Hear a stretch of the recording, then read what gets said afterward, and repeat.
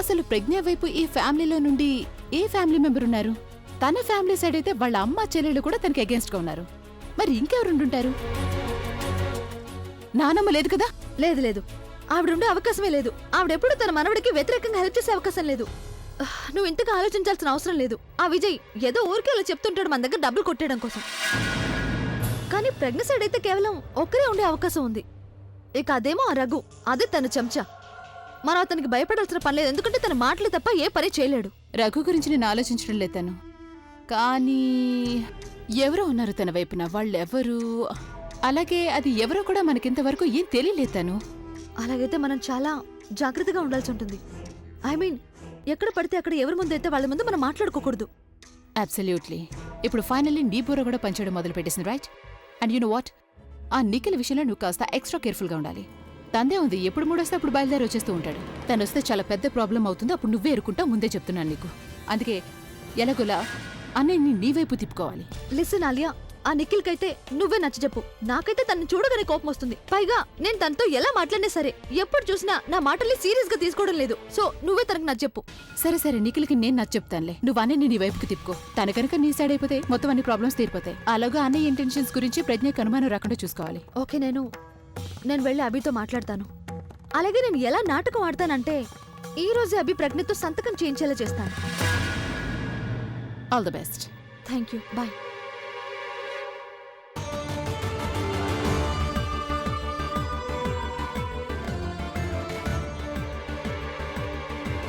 ప్రజ్ఞకి తోడుగా ఈ ఇంట్లో ఎవరో ఉన్నారు అంటే వాళ్ళు ఎవరై ఉంటారు?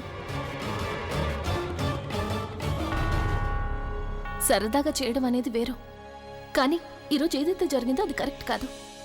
నేను పెట్టుకున్న లిమిట్స్ని నేనే ఎలా దాటగలను? దాటినంటే నాకే ఎక్కువ బాధగా ఉంటుంది. నాకు కూడా అనిపించింది ఆయనకి దగ్గరగా వెళ్ళాలి అని, కానీ లేదు. ఈ విషయంలో నా లిమిట్స్ని నేను దాటకూడదు. నేను అనుకున్నది సాధించేంత వరకు నా హద్దుల్ని నేను దాటకూడదు. అక్క, నేను నీకు ఒక ముఖ్యమైన విషయం చెప్పాలి. ఏంటా విషయం? అదే నిన్న జరిగింది కదా, దాని గురించి చెప్పాలి. అది మీరు విన్నారంటే ఆశ్చర్యపోతారు. ఏంటి, ఏమైంది నిన్న? ఆలే ఇంకా తను నిన్న రాత్రి ఆ డెకరేటర్ని కలవడం చూశాను. ఇందులో ఆశ్చర్యపోవడానికి ఏముంది రఘు? ఈ విషయం గురించి నాకు ముందే తెలుసు. ఏంటి, ఆ విషయం మీకు ముందుగానే తెలుసా? అంటే నాకు ముందుగానే తెలుసు. ఆలియా ఇంకా తన్నుకి ఆ డెకరేటర్ ముందుగానే తెలుసని. అలాగే ఇది కూడా నాకు తెలుసు, ఆ డెకరేటర్ నిన్న చాలా తెలివిగా తన నేరాన్ని మొత్తం ఈయన మీదకి తోసేసి తనతో పాటు ఆలియాని తన్నుని కూడా కాపాడాడు. అదంతా సరే అక్క, నేనైతే ఈ విషయం ఆ రోజు అందరికీ చెప్పడానికి ట్రై చేశాను, కానీ నా మాట ఎవరు వినిపించుకోలేదు. చూడు రఘు, నువ్వు ఈ విషయంలో తలదూర్చొద్దు. వాళ్ళు చాలా కాంప్లికేటెడ్ మనుషులు. నా కారణంగా నువ్వు ప్రమాదాల్లో పడ్డం నాకు అసలు ఇష్టం లేదు. నన్ను పరాయివాడిని చేసేసావు కదక్క. నేను కేవలం మిమ్మల్ని మేడం అని మాత్రమే అనుకోవడం లేదు. నేను మిమ్మల్ని మనస్ఫూర్తిగా అక్క అనుకుంటున్నాను, అందుకే చెప్పాను. ఎంతైనా ఈ బంధంలో మొదటి హక్కు బ్రదర్కే ఉంటుంది, తన సిస్టర్ని కాపాడడం. ఇక మిమ్మల్ని రక్షిస్తూ ఉండటం నా పని మాత్రమే కాదు, అది నా బాధ్యత కూడా. తన దగ్గర ఎలా సంతకం తీసుకోవాలి, ఎమోషనల్ ఫోన్లు చేసి నా పని పూర్తి చేసుకోవచ్చు అనుకున్నాను. కానీ ఇక్కడ నేనే ఎమోషనల్గా మారిపోతున్నాను. పైగా ఫోన్లు కూడా నేనే అవుతున్నాను. ఎప్పుడైతే తనకి దగ్గరగా వెళ్తానో అప్పుడు నాకే తెలియకుండా ఏదో అయిపోతుంది.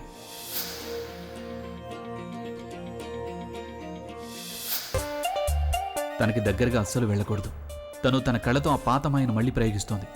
తనకి దూరంగా ఉండి మాట్లాడాలి, లేకపోతే తనని పడేసే ప్రాసెస్లో నేనే పడిపోతానేమో అని భయంగా ఉంది. అప్పుడు తను నన్ను బానిసం చేసి తను చెప్పినట్టల్లా నన్ను ఆడిస్తుంది. అభి, ఆపే ఇదంతా.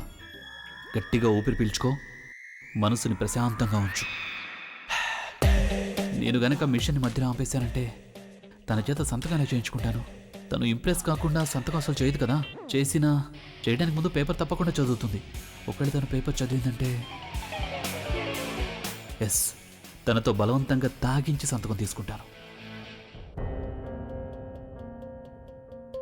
నేను వల వేశాను, తనకి ఈ విషయం గురించి ఏం తెలియదు కూడా. నేను ఏదో ఒకటి చేసి ఆ పేపర్స్ మీద తన సంతకం తీసుకుంటాను.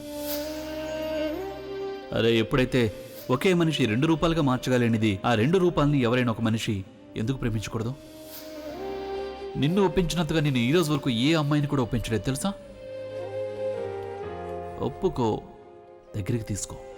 నువ్వు సరే అంటే నాకు లైఫ్లో అన్నీ దక్కినట్టుగా అనిపిస్తుంది. నాకు నాకు నా ప్రేమ మీద నమ్మకం కలిగేటట్టు నేనేం చేయాలో చెప్పు నాకు.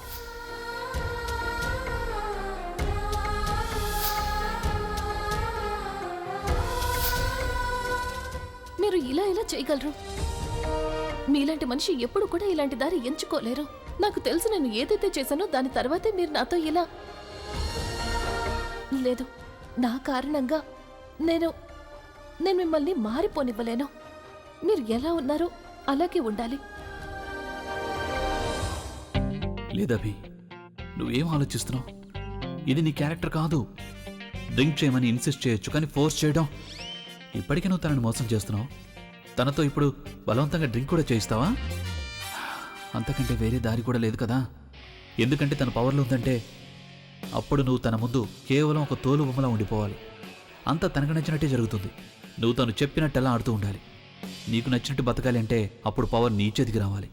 ఏ రోజైతే నీకు పవర్ చేతికి వస్తుందో అప్పుడంతా నీకు నచ్చినట్టే అవుతుంది. అప్పుడు తను నువ్వు చెప్పినట్టు వింటుంది. నిన్ను వదిలేసి ఎక్కడికి వెళ్ళదు. అప్పుడు ఏదో ఒక రోజు తనకి నీ మీద ప్రేమ నమ్మకం కలుగుతుంది. ఆ తర్వాత నువ్వు నీ పవర్ని యూజ్ చేసి తనని ముగాంబో నుండి ఫుగిగా మార్చాలి. ఇక ఒక్కసారి తను ఫుగిగా మారిపోయిందంటే అప్పుడు తనకి డబ్బు మీద ఏమాత్రం ఆశ ఉండదు. తను కేవలం నీ గురించి ఆలోచిస్తుంది, నిన్నే ప్రేమిస్తుంది. అప్పుడు నువ్వు ప్రశాంతంగా నీ జీవితం అంతా తనతో సంతోషంగా గడిపేయొచ్చు. కానీ దానికోసం పవర్ని నీ చేతిలోకి తీసుకోవడం చాలా అవసరం. ఆ పవర్ని తీసుకోవడానికి ఇదే సరైన దారి. ఇంత మంచి డ్రెస్ నేనెలా ఇచ్చేస్తాను? ముందు మూట కట్టు వీటిని. ఎక్స్క్యూజ్ మీ, మీ ముగ్గురిని ఒక ప్రశ్న అడగాలి. ప్రశ్న? అడుగు, ఏమడగాలో. నిన్న రాత్రి మీ ముగ్గురులో ఎవరు బయటకు వెళ్లారు?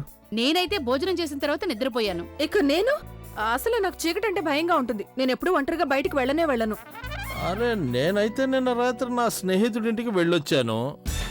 అలాగా? అయితే ఆలియా తన్నుతో ఈయన ఉన్నారనమాట. డైరెక్ట్గా ఈయన అడగలేను కదా, ఇంకెవరినైనా అడగాల్సి ఉంటుంది.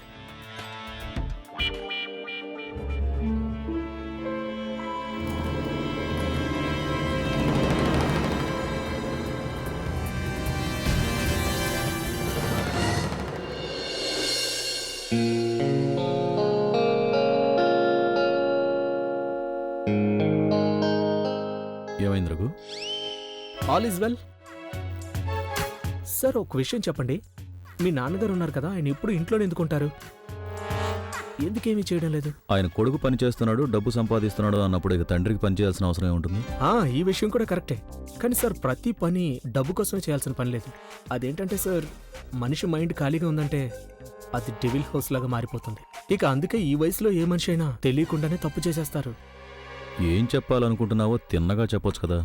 సార్, మీరు ఎవరికి చెప్పకండి, ఓకే? నిన్న రాత్రి నేను తన్ను ఇంకా ఆలియా ఇద్దరు ఆ డెకరేటర్ని కలిసి మాట్లాడటం చూశాను. అది కాకుండా వాళ్ళిద్దరితో ఒక మూడో మనిషి కూడా ఉన్నాడు.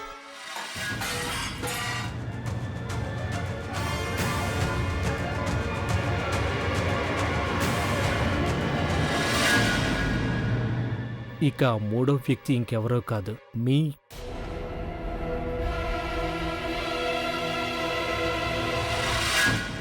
నాన్నగారు.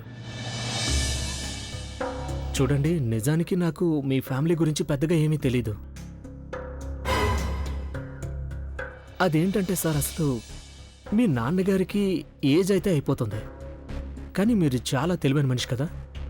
కనీసం మీరైనా ఆయనకు చెప్పండి, ఈ వయసులో ఆయన దేవుడిని స్మరిస్తూ కృష్ణారామ అనుకుంటూ ఉండాలి. అలాగే తన మనవళ్ళు మనవరాలతో ఆడుకోవాలి, వాళ్ళని కాసేపు అలా బయటకు తీసుకువెళ్ళాలి. అంతేకాని టైంపాస్ చేయడానికి చెడు పనులు చేయడం ఎందుకు చెప్పండి? ప్రవీణ్, ప్రవీణ్ లే, నువ్వు బానే ఉన్నావు కదా? ప్రవీణ్, ప్రవీణ్ కళ్ళు తెరువు ప్లీజ్. ప్రవీణ్, ప్రవీణ్